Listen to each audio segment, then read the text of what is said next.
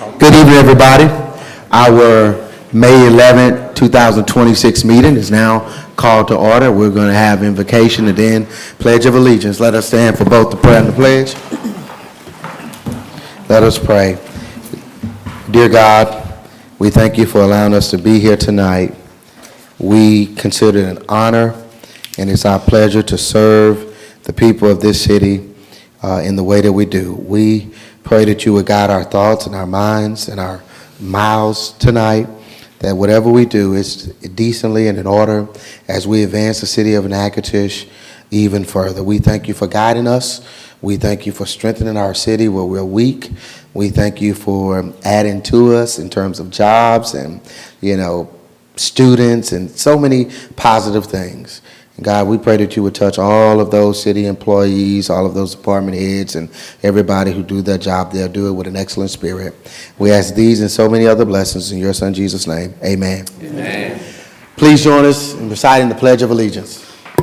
I pledge allegiance to the flag of the United States of America and to the republic for which it stands, one nation, under God, indivisible, with liberty and justice for all.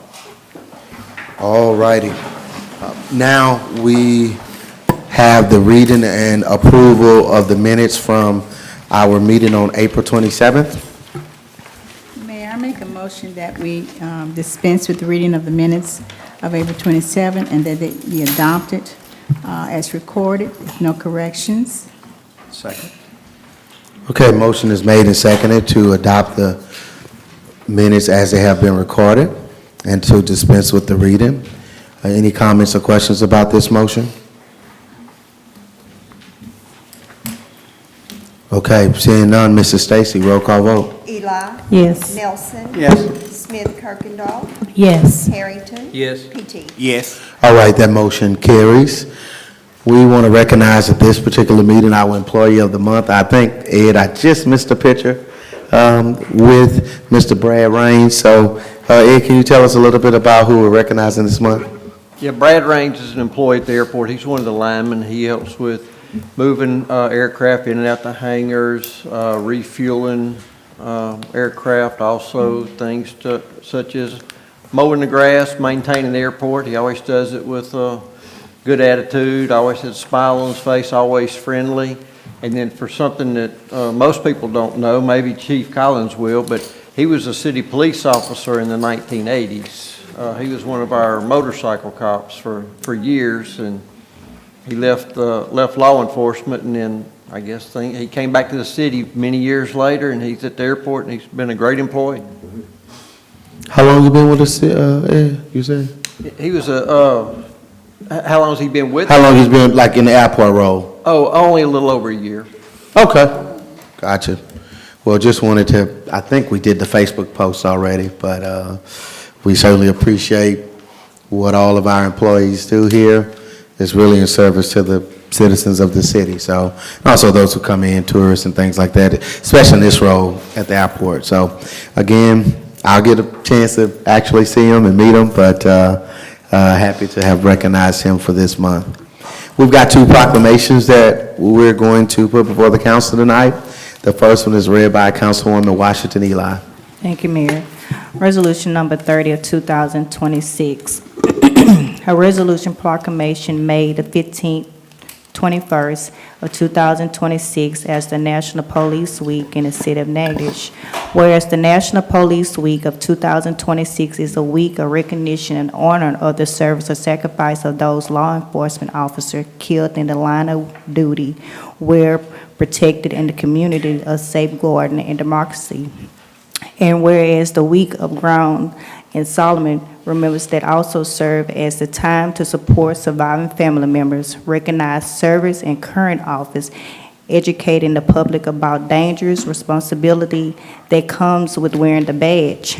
And whereas the time is honored and remember the law enforcement officers who have died in the line of duty, whereas there are more than 100,000 law enforcement officers serving in the community across the United States, including dedicated members of the Natchitoches Parish Police Department, and whereas served the first death 1786, where there are currently more 24,000 law enforcement officers in the United States have been ultimate sacrificing, been killed in the line of duty, including 3 members of the Natchitoches Parish Police Department, and whereas they names dedicating public servants engraved in the walls of the National Law Enforcement Office Memorial in the Natchitoches, in the Washington, D.C., whereas 345 new names of fallen honors heroes are being added to the National Law Enforcement Memorial in the spring, including 148 officers killed in 2024 and 197 officers killed in the previous year. And whereas the service sacrifice of all the officers killed in the line of duty will be honored during the National Law Enforcement Office Memorial Fund's 38th candlelight vigil of the evening of May the 13th, 2026, whereas the candlelight vigil is part of the National Week, which will be observed the year May the 15th to 21st, and whereas the designated peace officer memorial honor of the fallen felon office of their family and U.S. flag should be flowing halfway.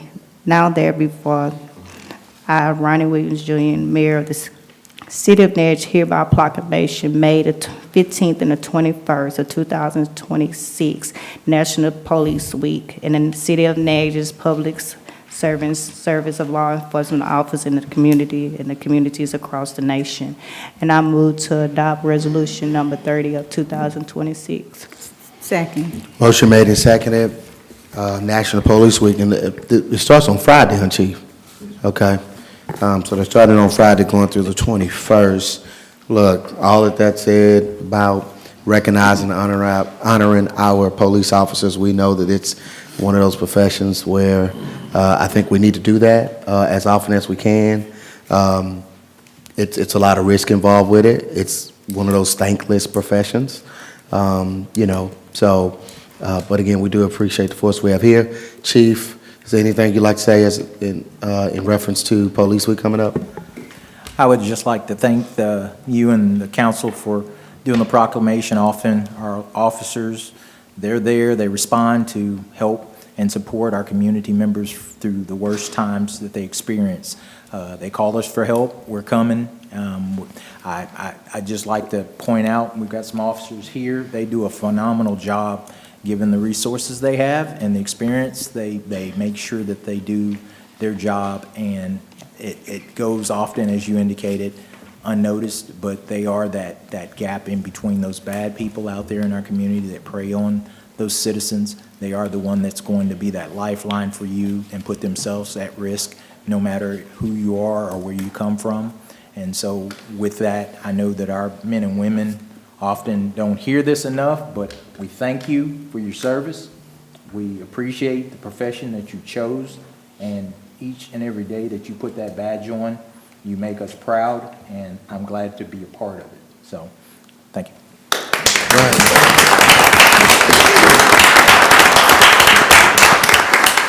We know Stevenson is working for security, but you actually have 3 who are here. I would just like to point out we have for those of you who don't know, in the past we had an individual, our McGruff, the crime dog. He would win several awards, and he was very energetic. The kids loved him. But we have Alan Holmes. He's been with us a while. He left. He came back, and we commend him on that. He's a go-getter, and he definitely appreciate it. We have one of our newer members. Yes, Frederick Nichols. He was a fireman. Thanks. And we're glad to have him on our side. He does a phenomenal job, having a short time. And he's been one of those dedicated people learning the role. He's the person that's not going to ask when someone needs him to do something. He volunteers. Look, he's here. When I said I needed some officers to show up, they showed up and they're here. Of course, we have Skylar Mauser. He's one of our new cadets. He is also, he signed up. He's from another agency. He chose to come and work for the citizens of Natchitoches, and he's dedicated his time and effort to learning the tricks of the trade, and he's doing a great job learning. And soon to come, he'll be in the academy. That's going to be an experience because a lot of people don't realize we don't just put a badge on. We have to go through rigorous training and 16, 17 weeks of getting sprayed, tased, and running till you throw up, and then learning every law that there is to know that you make sure you don't violate people's rights.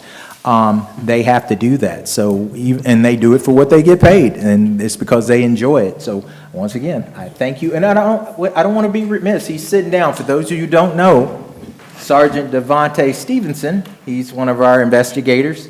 He's filling in for a shift that's short. That's the type of persons that we have that work for us. They will step up when needed to make sure that the citizens don't have to deal with a lack or shortcoming. So he's coming in, pulling double duty, plus he's here to cover this meeting for security reasons until he's released. So I commend them. They do a great job, and I can't say that any more than I've said already. It's just thank you. It's appreciated, and keep up the good work, guys. All right, thank you, Chief, for that and introducing those officers, and I know they're different ranks.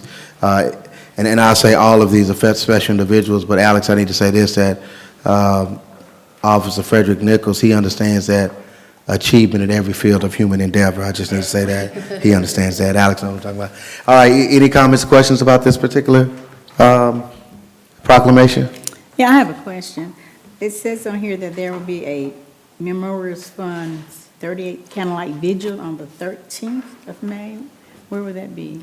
Is that here or a national deal? That'll be in Washington. It's just Oh, it's a national situation. National. Okay. All right. All right, any other comments or questions? All right, seeing none, Mrs. Stacy, roll call vote. Eli. Yes. Nelson. Yes. Smith Kirkendall. Yes. Harrington. Yes. PT. Yes. All right, that motion carries. We just like the officers take a quick picture, if y'all don't mind, real quick with the proclamation. All right, Police Week. Come on, officers. Yeah, we're getting in. Come on, officers.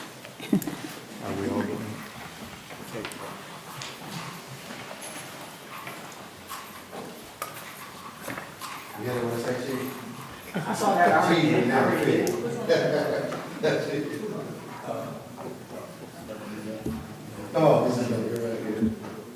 Chief, what are you gonna do?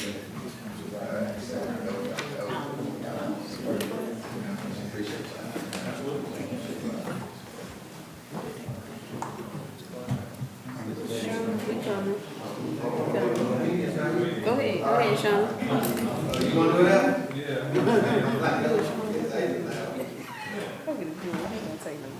Take me with this Android. You got it. Oh, okay. Take the best picture.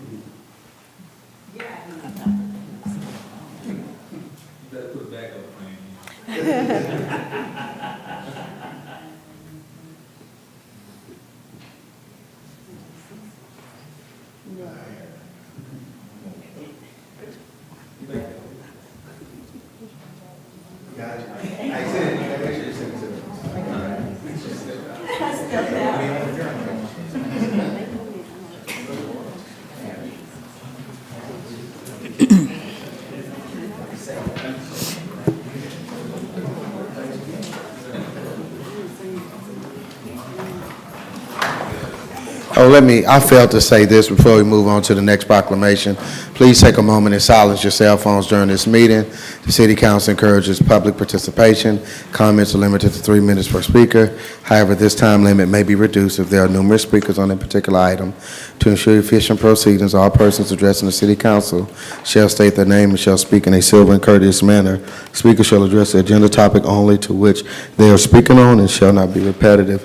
Members of the audience, please respect the rights of others. Do not create noise or other disturbances so as to disrupt or disturb persons who are addressing the City Council, council members who are speaking, or otherwise impede the orderly conduct of the meeting. Again, as we always ask that you would adhere to those instructions.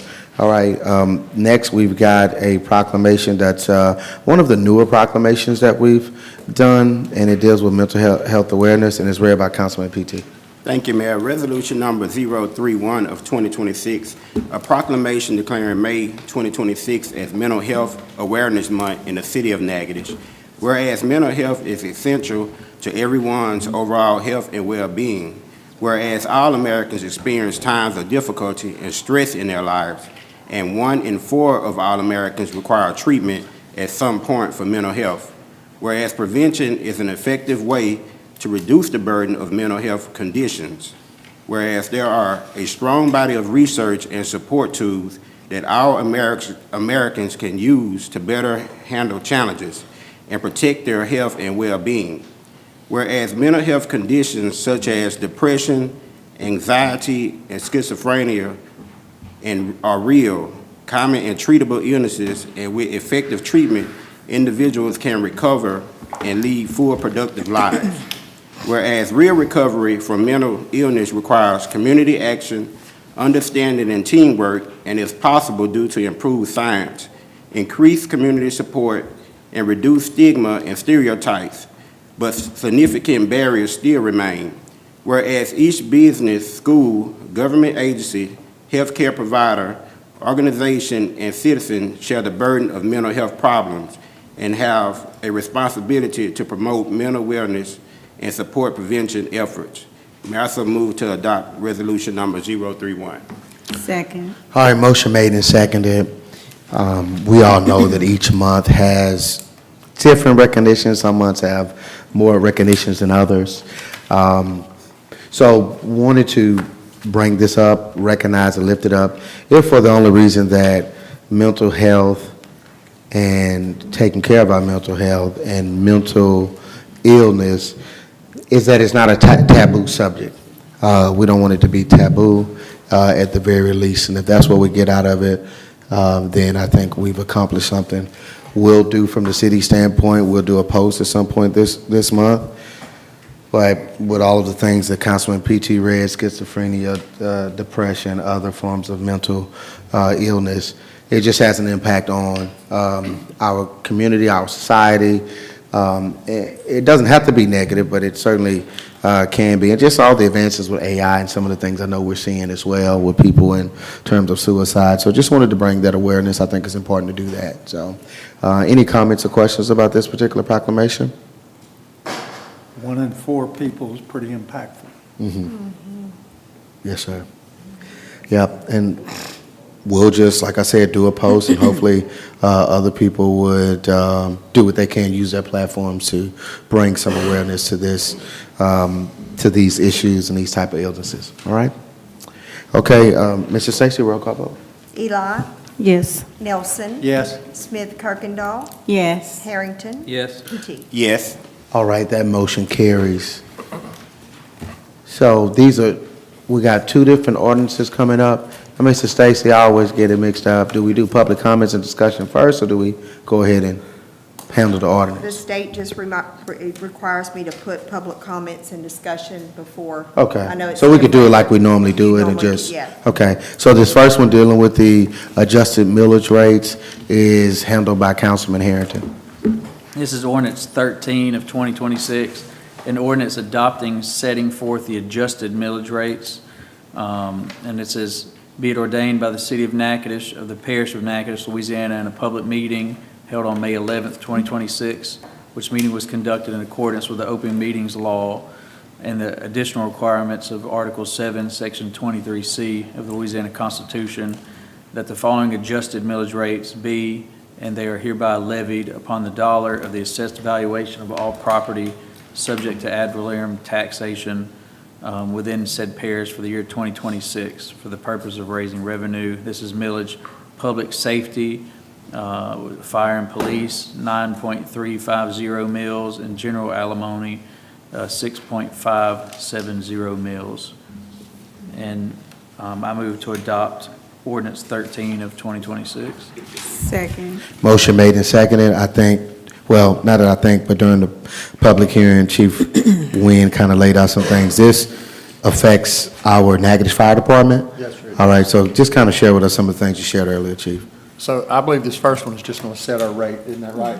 Yes, It- so it- this one, Mayor, if you want him to Yeah. hold his comments to the next proclamation, but this, I'm sorry, not proclamation, ordinance, this one is just to keep the rate as it is. So this is for us to hold it in place. And then the next one will be for the us to vote whether or not we want to roll forward, and that may be when you want Okay. to make his comment. Yeah, because they're kind of together. Any comment or question about this one? All right, seeing none, Mr. Stacy, roll call vote. Eli, Yes. Nelson, Yes. Smith Kirkendall, Yes. Harrington. Yes. PT. Yes. All right, that motion carries. The next part, which is to roll forward, I see what you're saying, Mrs. Brown-Smith, and that's handled by Councilman PT. Thank you, Mayor. Ordinance number 014. This is the ordinance adopting to roll forward to millage rates not exceeding the maximum authorized rate. Public safety at 10.0 mils and general alimony at 7.03 mils. May I so move to adopt ordinance 014? Second. All right, motion is made and seconded to adopt this ordinance. Now, Chief Wynn.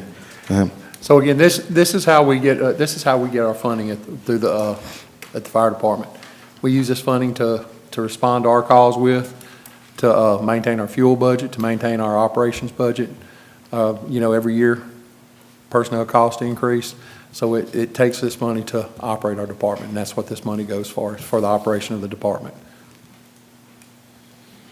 Okay, yeah, and like you said, costs have increased and everything like that, and costs on our side don't stay the same. That's pretty much correct. what you were saying Just for earlier. instance, if you just look at fuel costs this year, fuel costs we're at $4 a gallon now in diesel. So we run diesel in all of our trucks, so our fuel cost goes up. So this helps cover that cost. Fire truck costs don't stay the same, even employee costs, I think you mentioned earlier. It does. Our fire trucks that we have today were about $313, somewhere in there. Today, it's about $500,000 to replace that same fire truck. So Okay, everything goes up. thank you, Chief. Any comments or questions about this particular motion? I just want to say, do we need to explain again, like we went over earlier, how this would affect property owners or not? Well, it's an increase, and it's based on the value of your home, and it's calculated per $1,000 based on the value of your home. So if you're looking at this particular one just with public safety, it's going to 0.65 mils, which means that you will multiply that 0.65 times every $1,000 increment based on the value of your home. So if you are at $100,000 in value, you would multiply that 0.65 by 100. And then, as we stated in the pre-meeting, then you have to take into consideration the homestead Right. exemption and things of that nature to kind of get, so it's kind of hard to say per person how this is going to affect you because every home is not valued at the same amount. And with the homestead exemption, that's calculated in there as well, but it is an increase, and the overall increase helps increase the amount that we can collect for the operations for the fire station. But it's needed for fire the department. operation of the fire department. And I would like to add, when she says increase, it's not a new tax. This is- No. No, sir. It's No. not new. It's It's not just, new. the original intent was 10 we just mils. want everyone to understand it's not new. No, it's not new, and the assessment is done from an outside entity, so it's not done by the city in regards to saying this is what we think we should be bringing in. The assessment is done by the tax assessor. They tell us what that amount should be, what that ceiling is for the 4-year span, and we just have the responsibility to roll it forward or not. Yeah. And already stated, I know during the public hearing, but this is not taking it in used at Parks and Rec or used somewhere else. It's exclusively for the fire department. Yes, sir. So there is a special fund that was set up to take in these tax funds, and everything that comes through that particular fund is only for the fire department. No other department is able to use those funds. And as stated, it's an existing millage, and it's, to me, is cost of living. Right. Any other comments or questions here? All right, seeing none, Mr. Stacy, roll call vote. Eli, Yes. Nelson, Yes. Smith Kirkendall, Yes. Harrington. Yes. PT. Yes. All right, that motion carries. We have a couple ordinances that we introduced last week, both tied to Swift Fiber. Yeah, Swift Fiber, and Councilman Nielsen is handling the first of those two. Are these final? Yes, sir, these are final. I'll read it title only. Ordinance number 15 of 2026, an ordinance of the City of Natchitoches, Louisiana, approving a franchise agreement in favor of Swift Fiber, allowing Swift Fiber rights to lay, construct, lease, and/or operate a cable optics transmission cable within the municipal boundaries of the city, and the right to use the present and future streets, roads, highways, alleys, bridges, and public ways in such city and owned and controlled by such city for such purposes, prescribing terms and conditions to which such franchise and rights are subject, prescribing the term of such franchise and rights, and authorizing the mayor to execute same. And I move to adopt ordinance number 15 of 2026. Second. All right, motion made and seconded. Tim explained a couple weeks ago, we already have a few companies that we have this type of agreement with. That's right. We have Conterra, Pelican, and Southern Light. We voted on Southern Light in September of 2025.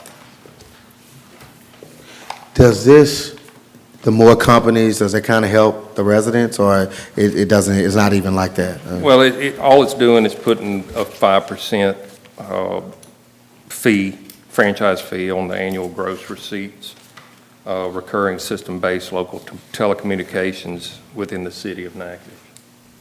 Specifically for Swift, though? Yes, but it goes to all the franchises. It's the same franchise agreement across the board. Okay. I was just kind of thinking if it's, the more competitors you have, maybe it could be better in terms of costs, but that's not necessarily what we see with this one. Well, now, the more the more fiber companies that you have come in here, yes, that's increasing competition, increasing and bettering the price.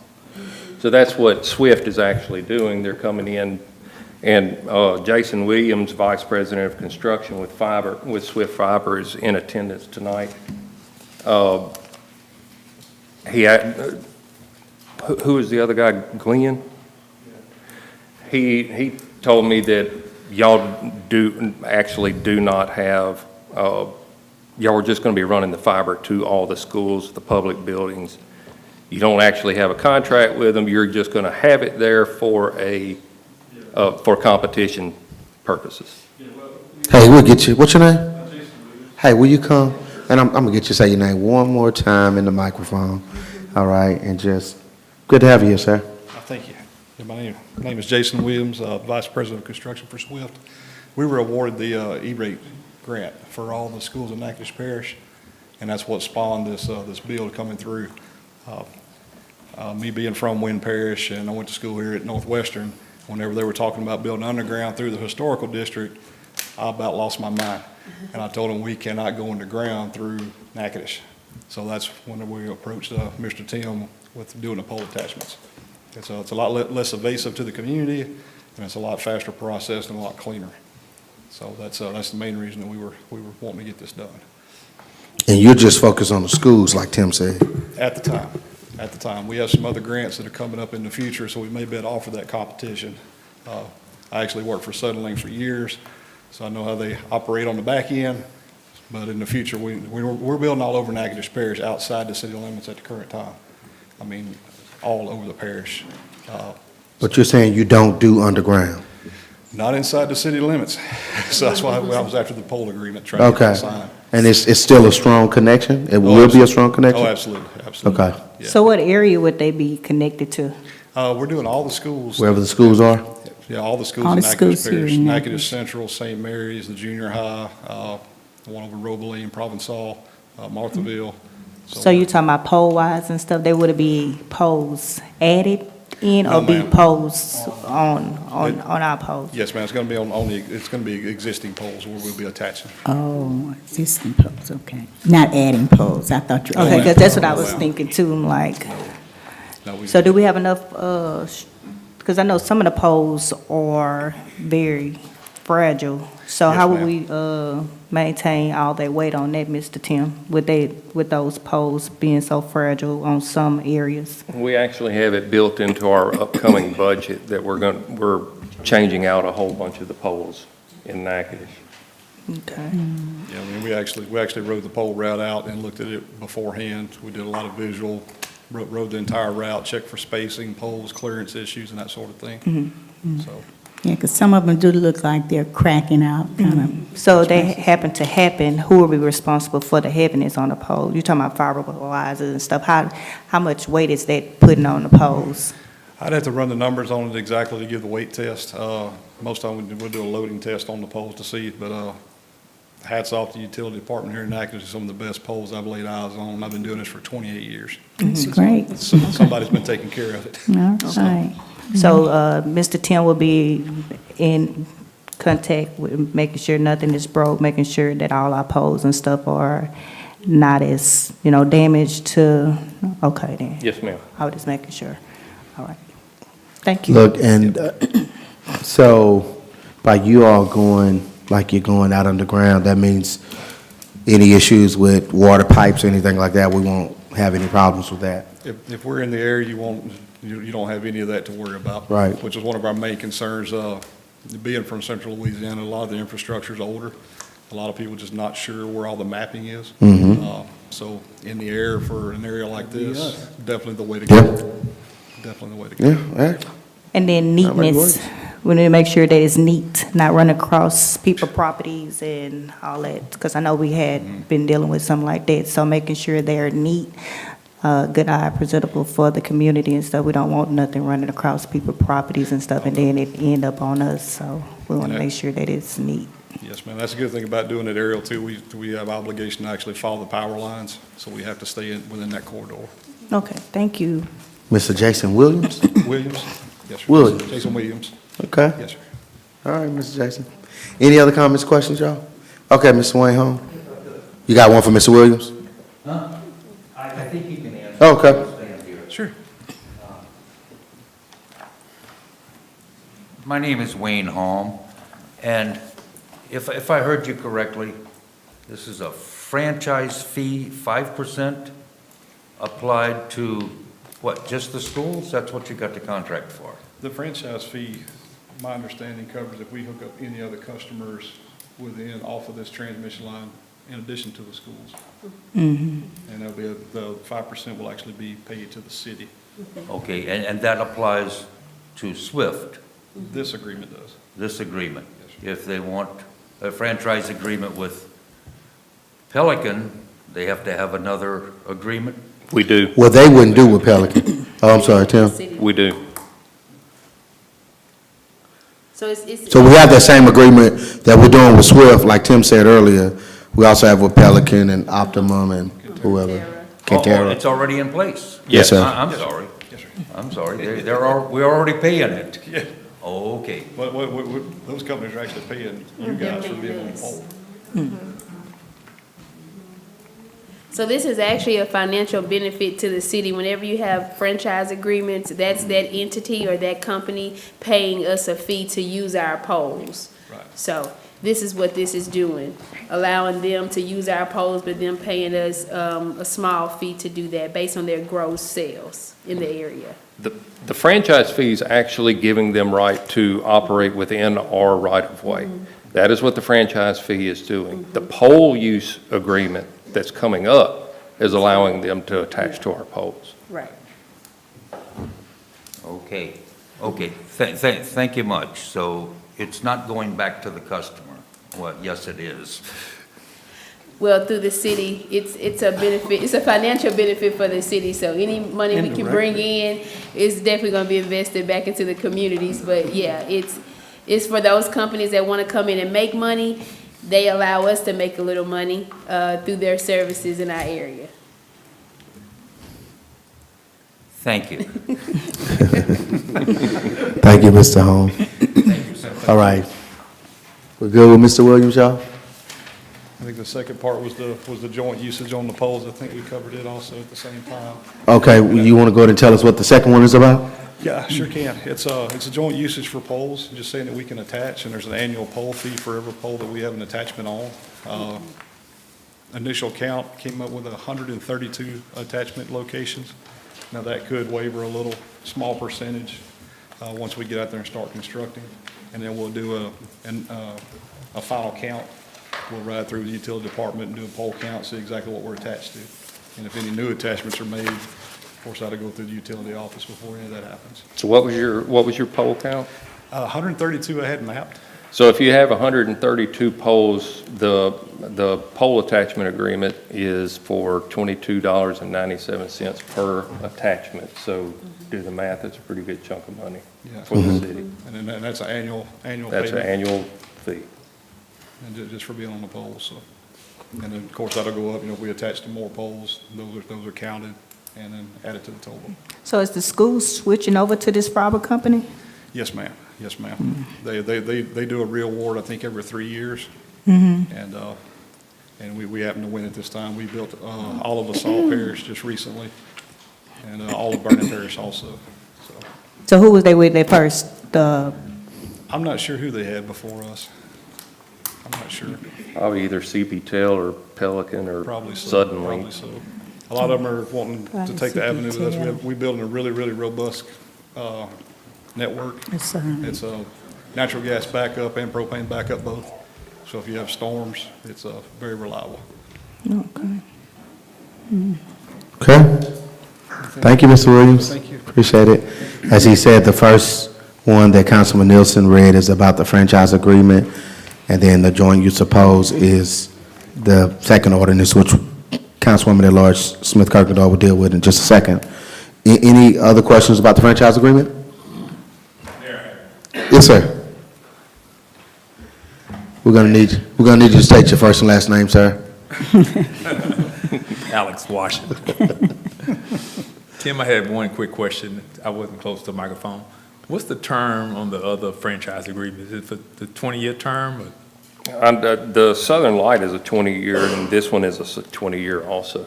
Okay, that's the only question I had. Okay, thanks. Anything else?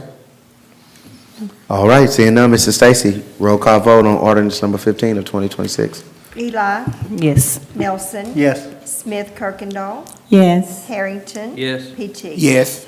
All right, that motion carries. And you know, Mr. Williams has already given us a preview of what ordinance number 16 is. It's under the Councilwoman at Large, Smith Kirkendall is going to read a portion of it for us. Yeah, I'm just going to read the title on. This is ordinance number 016 of the City of Natchitoches, Louisiana, approving an agreement for joint use of poles between the City of Natchitoches and Swift Fiber, providing for the connection of lines by either party on the poles of the other party, prescribing terms and conditions to which such agreement are subject, prescribing the term of such franchise and rights, and authorizing the mayor to execute same. And I move for adoption of ordinance number 016. Second. All right, motion made and seconded. As we stated, it's about the joint use of poles. Tim, you have anything else to say about that, or that's pretty much what it is? No, sir, that's pretty much it. Okay, and Tim told us the amount per pole, $22. $22.97. $22.97? Annually, right, Tom? Well, One something you said. we escalate it annually by the Handy Whitman index, so whenever it's kind of like the CPI index, so it'll go up by whatever their Handy Whitman Yeah. index calls for annually. Didn't know that existed. So just for poles, or it's poles and some other It's a stuff in lot it? of other things. Oh, okay. Interesting, all right. Any comments or questions about this one? This particular ordinance with the joint use of poles? All right, seeing none, Mrs. Stacy, roll call vote. Eli, Yes. Nelson. Yes. Smith Kirkendall. Yes. Harrington. Yes. PT. Yes. All right, that motion carries. We've got two ordinances that are up for introduction tonight. The first one is read by Councilwoman Washington Eli. Thank you, Mayor, and I'll read titles on it, and I'll let Ms. Director Sanchero Rock explain in a little bit more detail. The Ordinance number 17 of 2026, an ordinance appointing Dwight Davis as the code enforcement for this night. City of Natchitoches authorized enforcement for Chapter 16 of nuisance relating ordinance providing for duties, powers, authority, contents, and the Louisiana law and otherwise provided for respect thereto. And Ms. Centrell?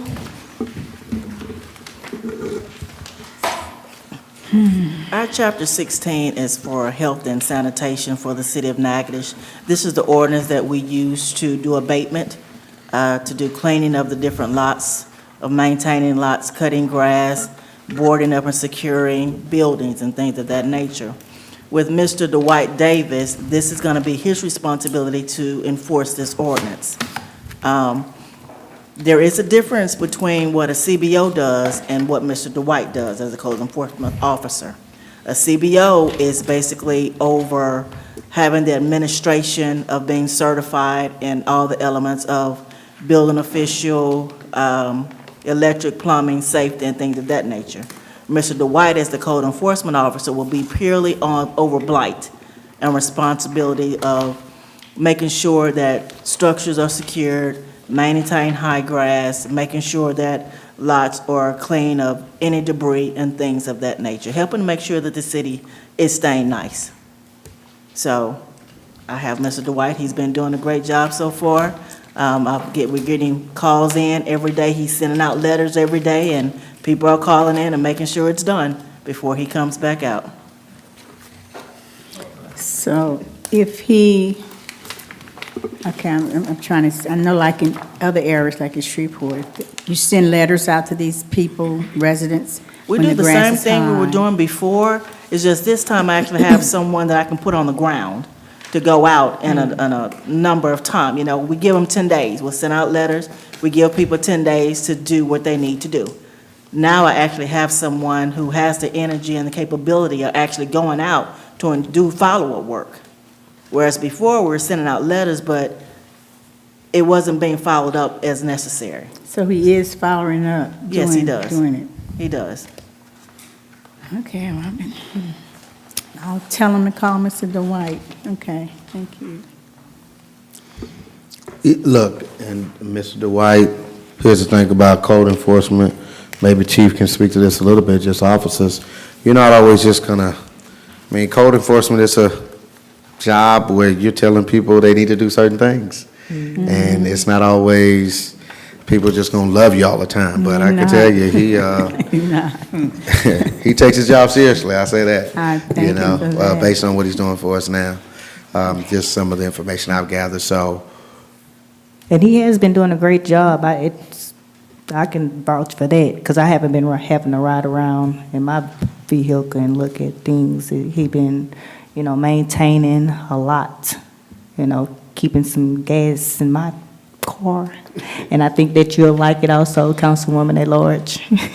'Cause we did a lot I hope so. I was stopped in Walmart the other day Yes. about West Side. Yeah, but he has been Mr. sitting- Dwight to get over on that side. Yeah, we've been sending out letters in some of the west side and stuff. They just, maintaining. I know a lot of the areas and stuff. Martin Luther King, he cut their grass, which a lot of rain had came. He cut it, and I seen him today in the rain, cutting a couple of. So. And with code enforcement, with Mr. Dwight being part of the team, my budget as far as hiring someone to contract to cut my grass, hiring someone to do the things that I need done, that eliminates a lot. Mm-hmm. It cuts half of my budget in half, and I can use that amount for other stuff. I can use it to secure a property. We have our own zero turn, we have our own equipment, we have everything we need to do what we need to do as far as planning and zoning. And I know, we probably, everybody sitting up here probably get calls all the time. Yeah, People saying we're not doing this, that, and the other. And I know it takes time, I know it does. But to me, I just feel like a lot of stuff is just not being done and not putting the blame on anybody in a timely manner. That's how the people feel also. It's not being done in a timely manner. We ride through these areas and we see homes has been boarded up for years and years and years, grass grown up, and neighbors living next door to it, and they complaining about it, and nothing's being done about it. It's been, you know. Could you give me that information, Ms. I'll Betty? give it On to which you, ones you're yes. talking about? Mm-hmm. Okay. Yeah, because that specifically wouldn't be on Mr. Dwight. Yeah, I know not that particular part. No, not that, but the grass growing up Yeah. next to these homes, that would be on Mr. Dwight. And a lot of those are what I would call frequent flyers. It's every single year. And I am not opposed to helping Mr. Dwight by setting fine schedules on these and getting a little bit more aggressive on some of these non-compliant Right. people, because it isn't fair to the adjacent homeowners or the neighborhoods. And there are probably several other categories that, with code enforcement, that the fining schedule could be implemented, and I don't want to go crazy with it, but I think it's pertinent to certain situations. A lot of the reoccurring people had been getting charged only $50 every time they got cut. And so they were used to that. So this year, when Mr. Dwight started cutting, we charged them for cutting the grass. And they came out and they were upset. Oh, the city had never charged me this before. That's why you relied on us to cut your grass every year. So now you go cut it, because the number is this. Now, I get what you're saying. Okay. If they're not screaming, you're not charging enough. Correct. And then, Director, Ms. Centrell and stuff, a lot of the properties and stuff are sold for the parish. Are we billing them for cutting their grass? We can build them, but that's all that's going to happen. Yeah, we need to look at that, because a lot of the ones that's on the west side community are not adjudicated to the city, they are adjudicated to the parish. So it's a lot of those, areas and stuff that we need to try to enforce for the parish to reimburse us for cutting their grass, because, it's right is right. And this is just introduction, so any other questions, we can certainly reach out to Chantrell on. Mrs. Dwight has been with us how long so far? Full-time, almost a year, right? Yeah. Oh, it's almost, okay. Mr. Dwight wants to come up and let us see you, Mr. Dwight. Some of us don't know you. Well, like I say, I know he's a stickler I think it because was in Shreveport, I think. I've gotten people to call, but it's good, it's good. I mean, when you have somebody who is looking at the law and taking his instructions from Chantrell and say, this is what our ordinance say, yeah, you're gonna get some calls, but that's good, really. He's getting stuff straight. So I think with him working in this role, which I think he's already been doing some, cutting the grass like he's been doing, I think we'll see, to your point, Ms. Bett, I think we'll see some improvement. Yes, sir. State your first and last name and just whatever you want. How y'all doing? My name is Dwight Davis. This position is fairly new to me, but I take pride in what I do. And some of the properties, like you were saying, a bunch of them are overgrown, and the houses are in diplomated states.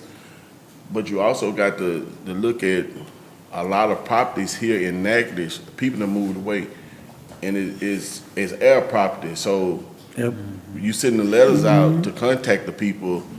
You're not getting a response back on the letter. So you some of the properties you can't act on, and then a lot of stuff is for the parish. So when I see it's for the parish, I ask Ms. Rock, can I cut this? It needs cutting, but it's for the parish, so we just leave it. She can't act on it because it's not for the city.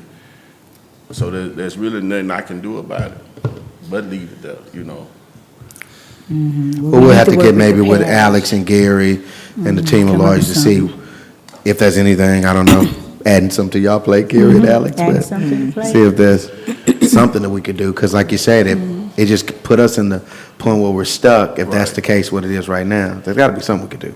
And also, the structures that they're taking bids on to tear down these properties we got grants for them and things like that.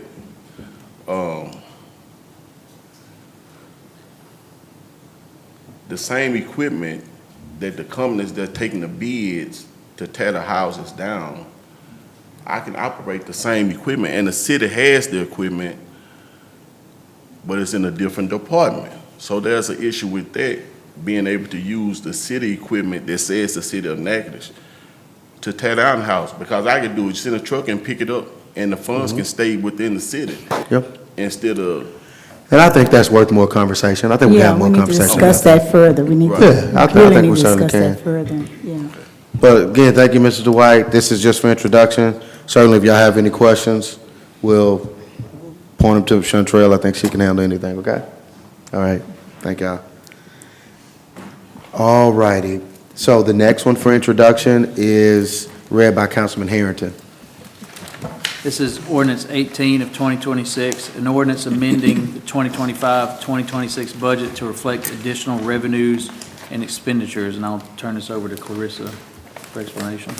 Thank you, Councilman. This is our standard budget amendment that we do annually to make sure that we right-size our budget. What the auditors look at is to make sure that we are within the 5% compliance rule, whether it be over or under when we're looking at our budgeted line items. So this is, it's quite a few line items that you'll see on here, but for the majority of it, it's just revenues that we didn't get in. We had a few grants that we won't get in until the following year that we may have budgeted for the current year, so we just have to remove them from our actual budget and the expenses that went along with those grants just because of the timing. No major issue or anything like that, just generally because of the timing. We also have a few line items that are like we have a few workers' comp and liability insurance. We, of course, we project what that expense is going to be.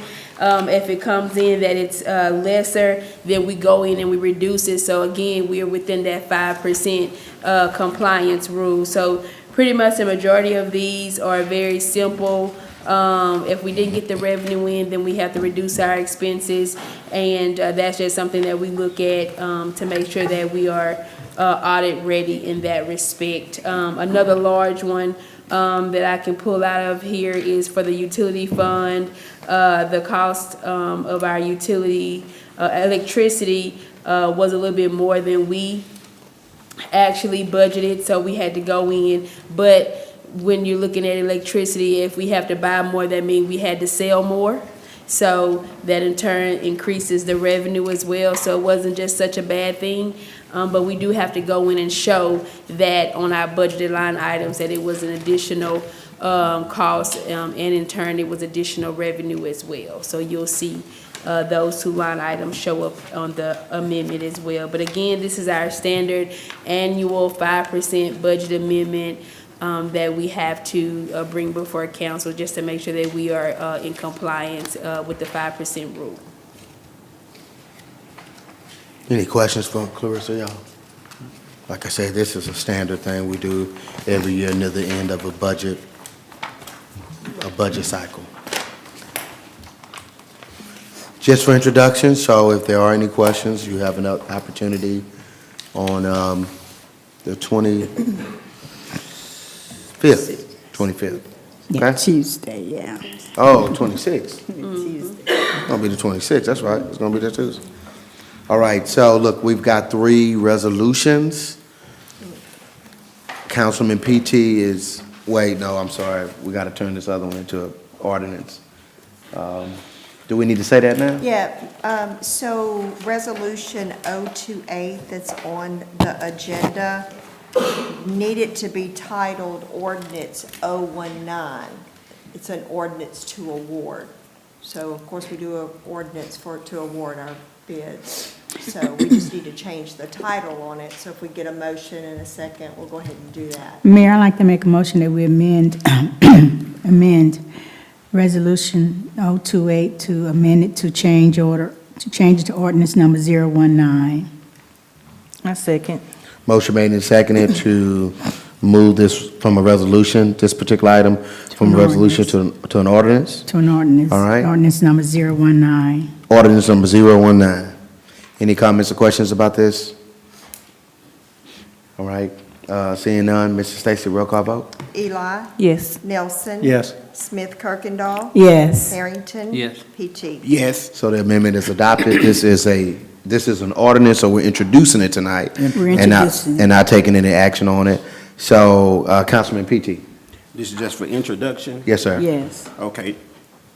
Ordinance 019 of 2026, a Second Street and Two Line Street concrete pavement replacement bid, whereas the Louisiana State Legislature appropriated a total of $2.2 million to the city of Natchitoches for planning and construction of a project known as Second Street and Two Line Street concrete pavement replacement. Whereas bids for this project were received on April 30th of 2026 from the following contractors. We have Skyplex Trucking LLC of Natchitoches in the amount of $2,315,000. Regional Construction LLC of Natchitoches in the amount of $2,396,000. And APEC Construction LLC of Anacoco, Louisiana in the amount of $3.5 million. And this is for introduction. All right, yeah, so we got 3 bids on it. Can you get that picture up for us, Steve, so we can just see what this project is gonna cover? I got Nick here. Nick, why don't you come and just kind of tell us what this is about? I mean, y'all know Nick know these infrastructure projects really well. And he's played, key part of this project because we got design money one year, then we came back, now we got construction dollars that are about to be realized this year. Of course, we use P-Card Group, Ashley Tyson, to help us with securities funding, working with some of our legislators to do it. But, Mr. Nick Verrett. Nick Verrett, city engineer, and basically just to kind of clarify that when we put this out for bids, we really didn't know how the bids would come in relative to the cost estimate.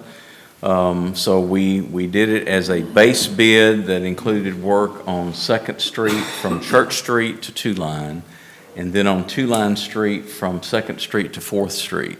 That was the base bid. And then we set up 2 additive alternates, not knowing again how the bids would come in.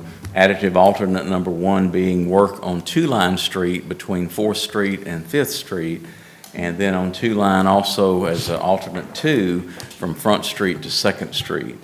Fortunately, the bids came in where the combination of all 3, the base bid plus both additive alternates, are within the budgeted amount. So we're recommending that we accept the low bid and we go ahead and award the base bid as well as both additive alternates. So this will be a really good thing. In the 2nd Street and Two Line Street part that were part of the base bid, those will be total concrete pavement replacement, which will also include total replacements of the water and sewer facilities there. Because in the 2 additive alternates, because those are just spot replacements, we're not replacing utilities there, but there will be the provisions there to replace the sections of failing pavement there, whereas in the other sections we have extensive failing pavements in the base bid area. So that's why we went ahead and did the total replacement there. So again, just trying to piece things together so that we could award based on the budget that we have. So anyway, very pleased with how the bids came in. Yeah, Any other and I questions? did get a chance to walk through with Mr. Nick, and then also we did do a discussion about, I'm sure that the design is going to be towards what was it, Mr. Nick? But as far as time frame, we're basically looking, and by the way, the ordinance as it is written was pending the approval of the State Office of Facility Planning and Control. They actually advised this afternoon that they concurred in the award, so now we don't have to wait for them. But basically, we're looking probably around July 1 to start construction. By the time we take action again and on the 26th of May to give the final approval of the award, by the time we execute a contract and do all that, probably another month afterwards. So around July 1, I would think we'll be starting construction.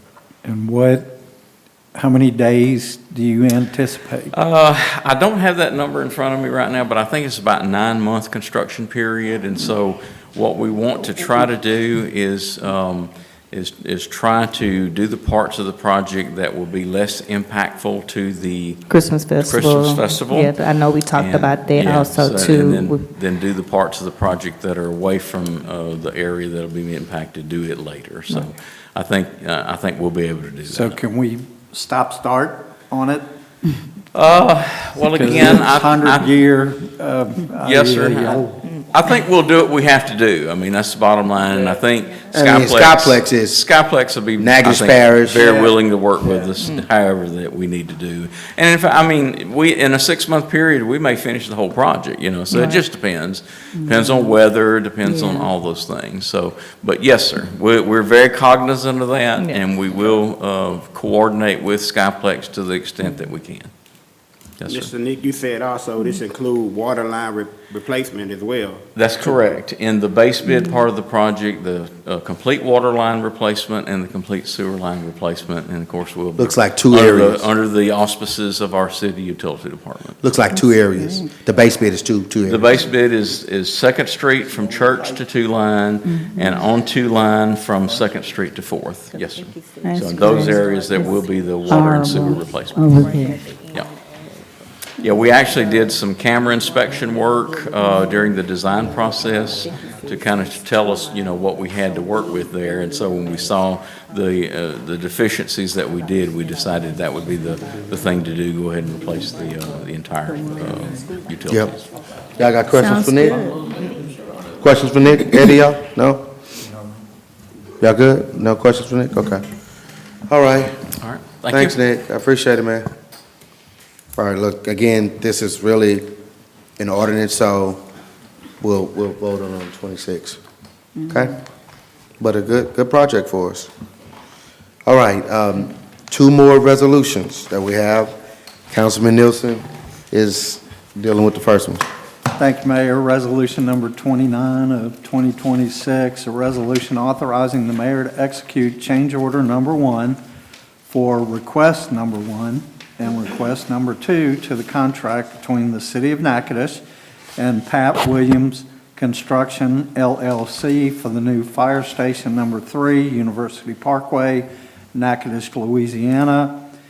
Bid number 0678, whereas the City of Natchitoches awarded the bid to Pat Williams Construction on January 12, 2026 by ordinance number 43 of 2026 in the amount of $3,253,000 for the new fire station number 3, University Parkway, Natchitoches, Louisiana, and on April 5th, 2026, issued change order request number 1 and request number 2 fully described in attachment A, and whereas the contract sum will be increased by change order request number 1 in the amount of $45,246.76 and change order request number 2 in the amount of $5,897.10. The total amount of this change order is $51,143.86, and the revised contract total will be $3,304,143.86. Whereas the project architect, Carol Brewster, has recommended this change order, whereas the city is of the opinion that change order number 1 is in the best interest of the city. Now therefore be it resolved by the City Council of City of Natchitoches in legal session convened that the Honorable Ronnie Williams Jr., Mayor, be and is hereby authorized, empowered, and directed to execute the reference change order number 1 to the agreement between the City of Natchitoches and the contractor Pat Williams Construction LLC. And I move to adopt resolution number 29 of 2026. Second. Motion made and seconded. Chief, you got something you want to say? I know there's a graph as well, a different graph that I think Nick sent over, but Chief, is there something you want to say? I'm going to turn it over to Mr. Nick Barrett. Nick's got something put together for us on this. Okay. You need this image or you need the other image? Okay. Get the other one. I think we all know where this is being built. So I know y'all love change orders, so I offered to assist Chief Wynn in trying to explain the changes so that you'd have a better understanding of what's going on. So basically, the first part of this, which was called change order request number 1, has to do with issues with the grading plan for the project. And basically, what you're seeing there is two things. In the bottom right corner, you'll see that this is the driveway connection from the new fire station building to University Parkway. There was actually, based on the grades there, and especially the elevation where the driveway connects to University Parkway, there would have been some trapped water area in there. When we have rains, you would have some runoff trapped there.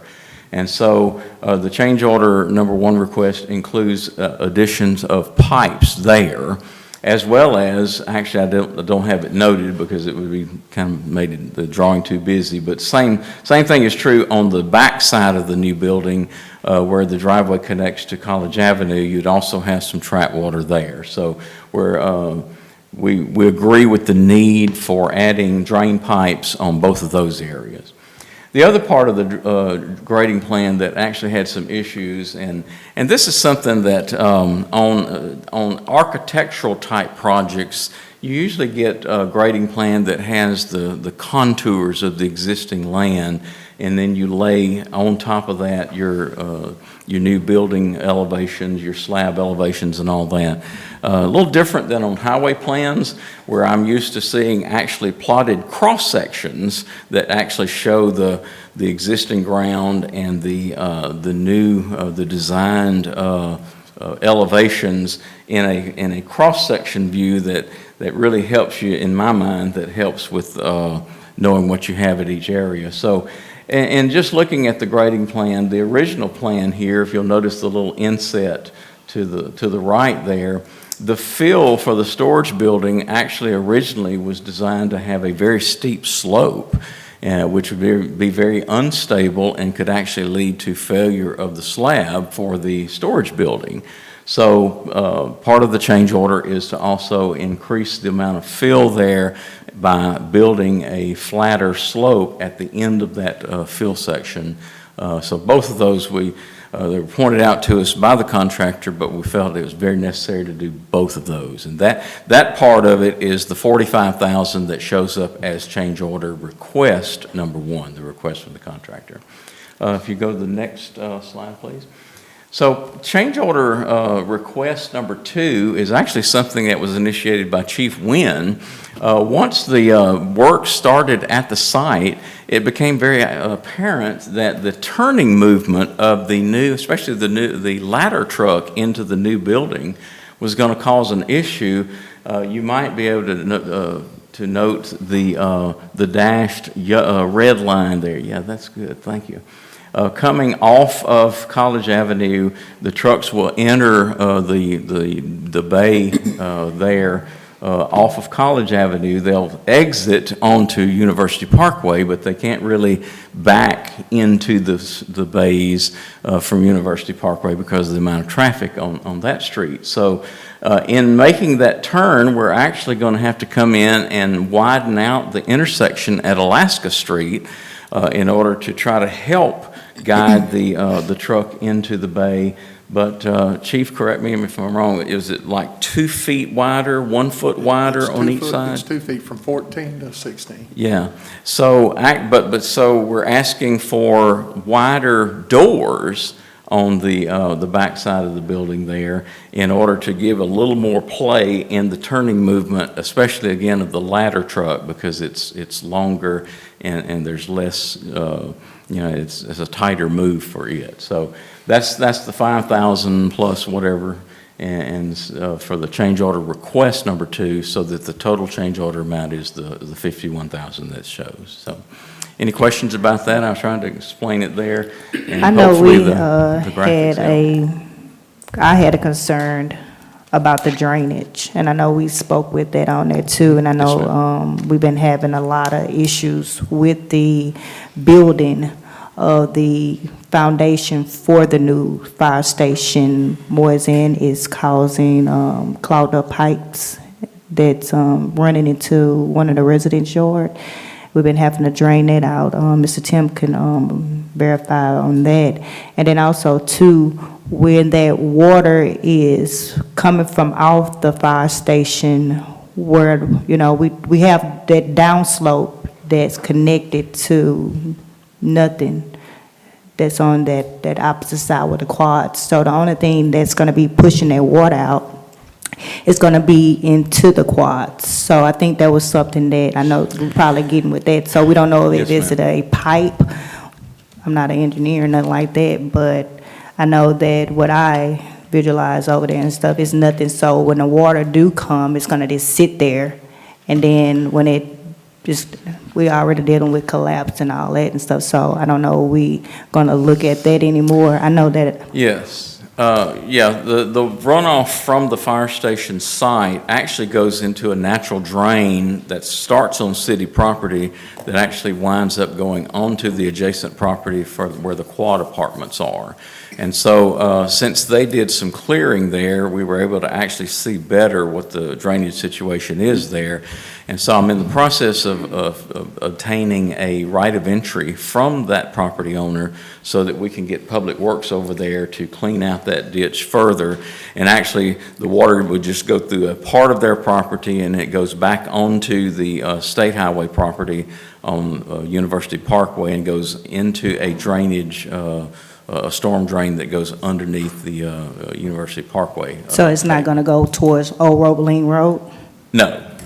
No, well, it'll go toward Old Robeline Road to the point that where the drainage ditch exists now. Okay, because I know on the existing side of Old Robeline Road and stuff, we still have excess water that's there that's not pushing out to go to somewhere. So we need to actually really look at that. Yes, so we're ma'am. not flooding out the resident, because I know Right. that when it rains, it's a big river back there. So Yes, we need to ma'am. make sure that we not just pushing water into the residents and stuff, and No. it's just staying there. So that's Right. more.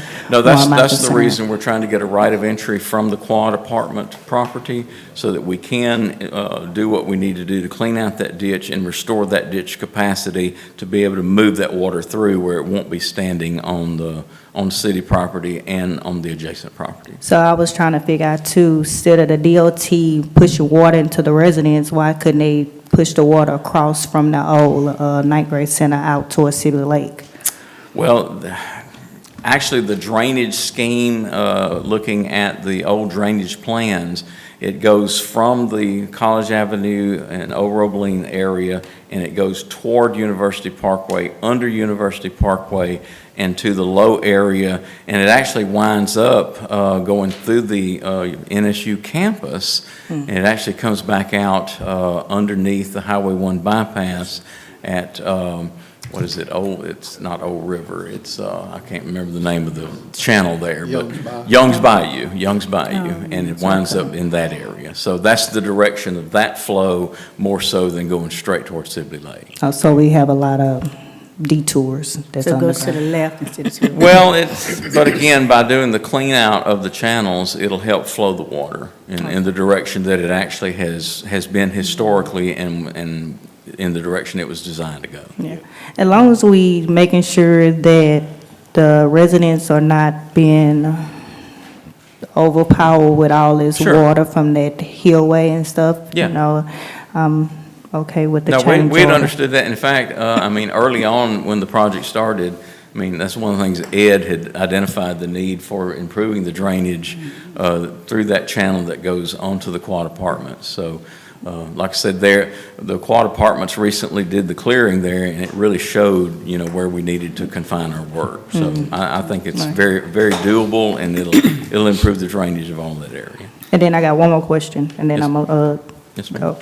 With the existing size of the door, are we making sure that when the fire station truck is not being, like, is it gonna turn on to the properties of the church? Like any, we don't know, because I know that road is real wide. And it's kind of hard to see there, but again, one of the things we're going to do is to enlarge the turnout, the turning radius, the turnout at Alaska Street. We can't we can't move it very far because there's a power pole right there where the church parking lot is. So we don't have a lot of room to expand it there.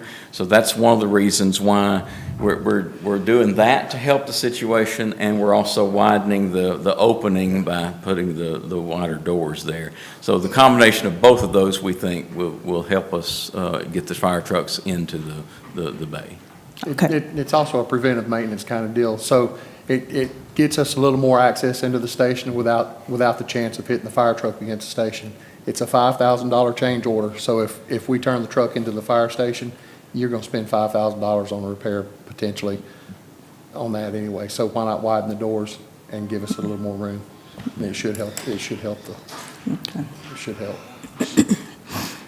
Real quick, Nick, before we move on. Yes, sir. So you had mentioned that, like, we were in the process of communicating to get the right-of-way. Is that something that can happen fairly quickly, or is kind of down the line? Actually, have been in phone conversation this afternoon with the folks that manage the Quad Apartment property is actually out of New York City.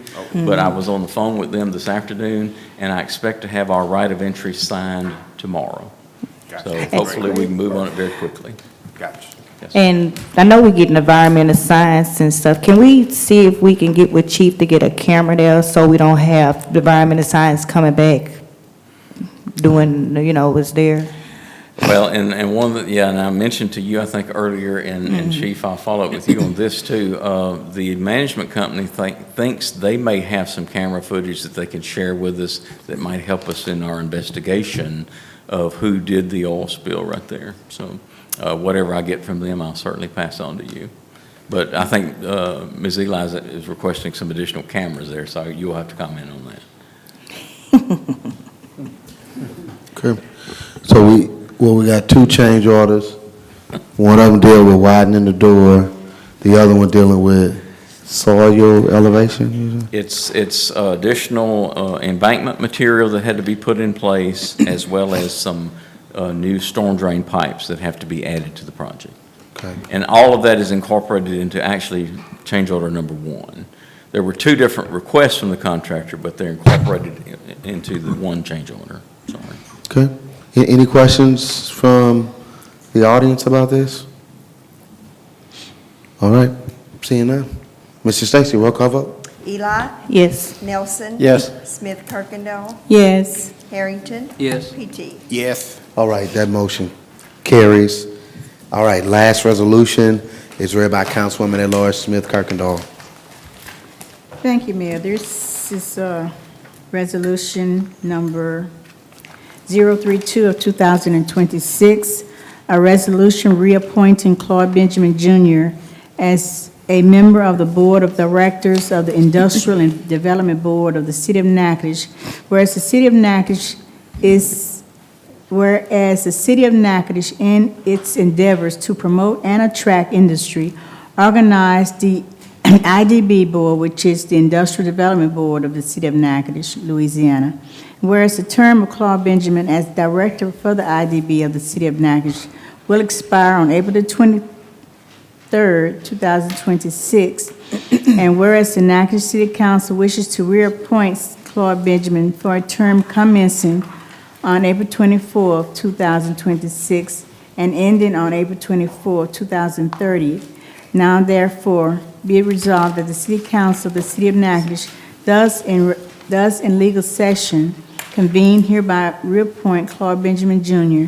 as a member of the Board of Directors of the Industrial Development Board of the City of Natchitoches for a term commencing on April 24th, 2026, and ending on April 24th, 2032. And I move for adoption of resolution number 032 of 2026. I second.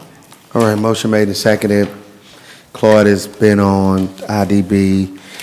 They kind of meet just if there's something so they'll have standing meetings like HDC or planning and zoning, but if there's something that relates to industrial development, like when the hotel was built, I think they met to make some decisions there. Last year, they may have met once, so they're not meeting a whole lot. As you can see, the term has expired about 18 days. So, so this is just a reappointment. You got any questions or comments about this? All right, any general comments, questions? All right, seeing none, Mr. Stacy, roll call vote. Eli? Yes. Nelson? Yes. Smith Kirkendall? Yes. Harrington? Yes. PT? Yes. All right, that motion carries. As we've already stated, offices are going to be closed for the city of Natchitoches on Memorial Day, which is May 25th. That's why we're moving the meeting one day back. We have to do that maybe once a year. Seems like once a year, right? And so it's going to be Tuesday the 26th instead of the 25th, Memorial Day. But I think everybody can understand that. Public hearing on the budget. Remember, the budget was tabled the last meeting, so that's going to take place on the 26th at 4:30. All right, so the next scheduled meeting, of course, is at 5:30, 26. Okay, I think we got a few announcements. The 14th annual Run Baby Run put on by the Women's Resource Center is going to, that's this Saturday. All right, 1 mile fun run walk, 8 a.m., 5K run begins at 8:30. Enjoy the sights and sounds of downtown during the Jazz and R&B Festival, okay? So obviously that's for the cause of the Women's Resource Center, women who are bearing child, you know, there's so many ways that they provide resources for them. Leadership through Athletics is going to be this Saturday from 10 a.m. to 12 p.m. at the Louisiana Sports Hall of Fame. Really good concept, just recognizing local high school students, Lakeview, St. Mary's, Natchitoches Central. You know, again, those high school levels. So I think it's pretty good. Pretty good event. All right, you got the 29th annual, almost 30 years of the Jazz and R&B Festival. John Foster, is that Joe Nichols, and Tiffany Rochelle. Now, Eddie, you were telling me one of these were on the American Idol. I think so. John Foster is American Idol or America's Got Talent? American Got Talent. Oh, John Foster was American Idol? Yeah, Okay, America's Got okay. Talent. All right, so it'll be right here in Natchitoches. Actually starts on Friday. I know everybody knows the big day Saturday, but actually starts on Friday. Friday nights, They do a lot of impersonators. Friday nights, Led Zeppelin tribute and ABBA tribute, Friday night. Okay, who else? You said Led Zeppelin. Led Zeppelin and ABBA. So there'll be somebody basically impersonating Led Zeppelin. There's a whole band, yeah. Okay. They had Taylor Swift last year. Was that last year? Taylor? The Taylor Swift I think so. person? Somebody said she did a really good job. So 15 and 16, big deal. You're seeing the signs out. You know, I mean, it's always great to support something local like that. All right. Okay, NSU Cornhole Club, big blind draw tournament, $5,000 minimum payout. It's going to be the 16th as well at Prather Coliseum. And they say the boards open at 11 a.m. and the start time is at 12 p.m. So the entries they have there to play. So several things happening this weekend with the Jazz Fest and with the big NSU Cornhole tournament. All right, this is from the Natchitoches Historic Foundation. Gather in the gardens for cocktails. Join us for an evening of flowers and friends. So I'm trying to read all of that. It's kind of small. What did it say, Steve? What it got? It looks like the home of Bill and Nancy Rutledge, all right? 244 Kayla. So tickets are $25. They got hors d'oeuvres, frozen lemonade. So they're just giving you some of the menu, okay? So put on by the Natchitoches Historic Foundation. And when is this one? It's on the 21st. Is that 21st or RSVP by the 21st? What did it say up there, Steve? I couldn't see it. The You went so 21st from fast. 3:30 to, is that 3:30 or 5:30? I think that's 5:30 to 7:30, isn't it? 5:30 to 7:30, okay. All right, Sports Hall of Fame is the next one. All right, opening reception gonna be, it's gonna be Thursday, May the 28th. Oh, no, it's a Billy Cannon.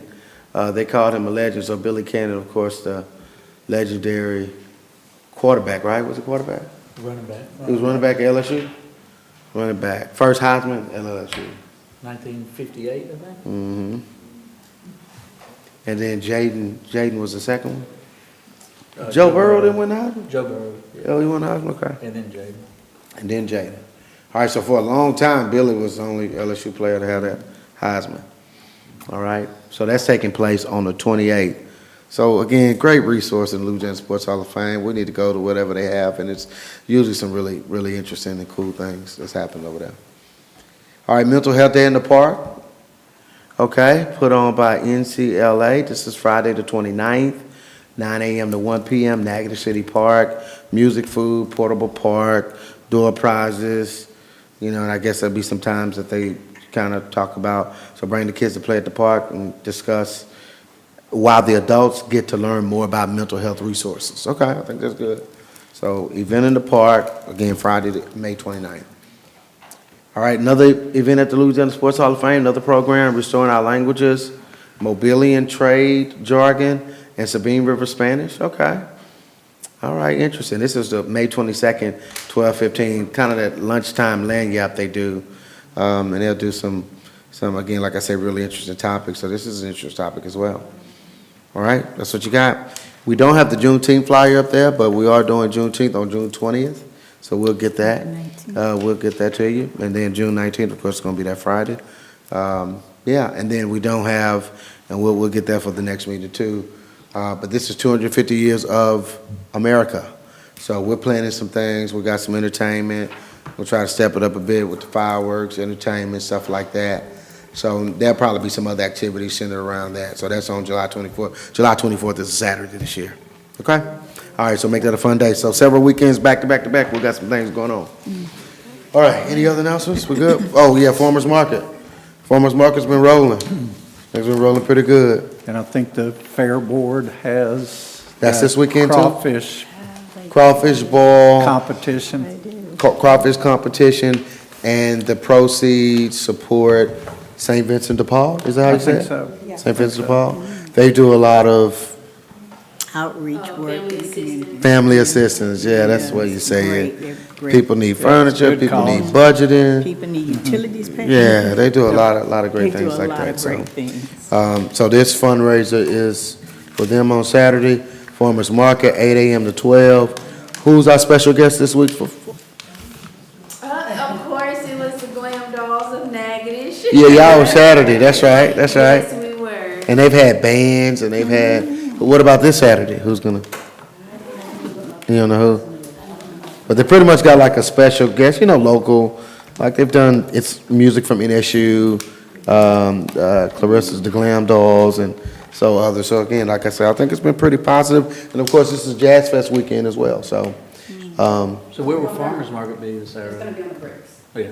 Yeah, because they'll be setting up or, Yes. yeah, they'll be setting up or getting ready to do that. Okay, dokie, all right. All right, thank you all. At this time, we'll hear a motion to adjourn. May I make a motion that we adjourn? Second. All right, got a motion and a second. All in favor? Aye. Meeting is adjourned. Have a great night, everybody. All right.